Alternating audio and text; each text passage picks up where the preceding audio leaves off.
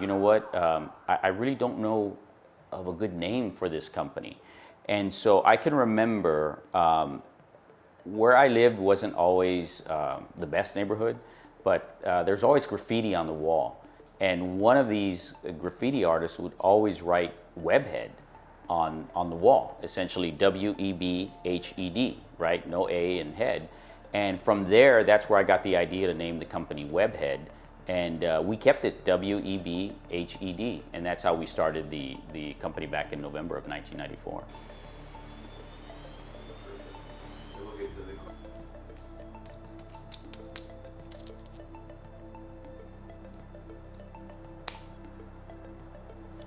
So one interesting thing about quantum computing is one of the first programs you tend to learn when you're actually working on some quantum algorithms is what's called the bit flip or the coin flip algorithm. And essentially what you're doing is you're trying to show that a quantum computer is much better at randomization, which means that on a classical computer you can have a program that's flipping a coin over and over, and it's not actually truly random.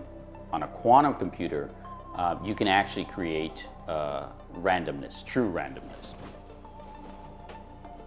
Many people who are working in the cybersecurity industry may not be concerned with quantum in general, quantum computing or quantum algorithms, but what they should be interested in is PQC, which is post-quantum cryptography.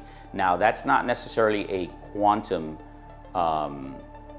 solution, feature, capability. It's actually something that's used or implemented to prevent someone with a quantum computer that can break encryption from breaking or unlocking secrets that were locked using post-quantum cryptography.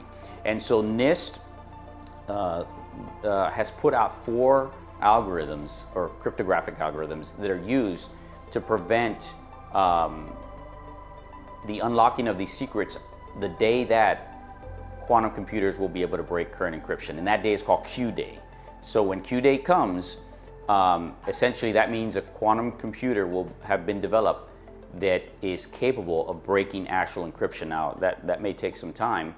However, when people who actually developed these algorithms, for example, Shor's algorithm, Peter Shor out of MIT, when asked when should companies worry about this, he said, that was 10 years ago. Companies should have already be looking into post-quantum cryptography, or at least ways to prevent quantum computers from breaking their encryption. Because when that Q day comes, I think everybody's going to be scrambling. One of the reasons we're really excited to be at ACE this year is because we're probably going to be one of the few, if not the only company talking about quantum security. And the idea there is that at some point, Q day is going to come. And the fact is if we're not thinking about post-quantum cryptography, other nation states are. And they're waiting for that day when they have a capable computer that's going to be able to crack current RSA encryption, and then we're all going to be really concerned about it, and we're going to want to do something then. The idea is we need to start now. And so if you're highly interested, you should listen to our talk, and you're going to learn a lot about what it is that's going on outside of the cybersecurity realm and those things that are going to affect cybersecurity in the future.